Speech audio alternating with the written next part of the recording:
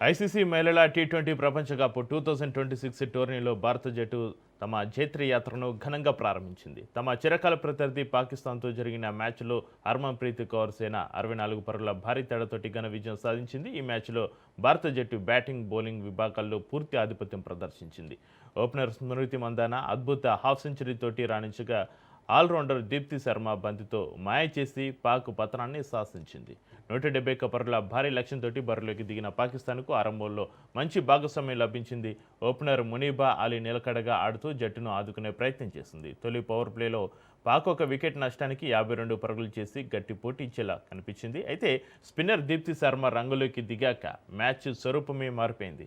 తన spin మాయాజాలంతో Pak batting ఆర్డర్ను కుప్పగూల్చింది. కేవలం 4 ఓవర్లలో 10 పరుగులు మాత్రమే ఇచ్చి ఏకంగా 5 వికెట్లు పడగొట్టింది.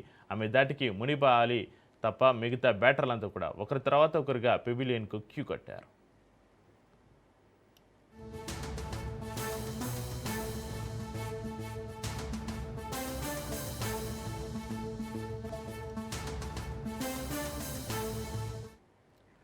దీప్తికి తోడుగా యువ బౌలర్ శ్రీచరణి 3 వికెట్లు, షఫాలి వర్మ 1 వికెట్ పడగొట్టడంతో పాక్ ఇన్నింగ్స్ 17 ఓవర్లలో 106 పరుగులకే ముగిసింది.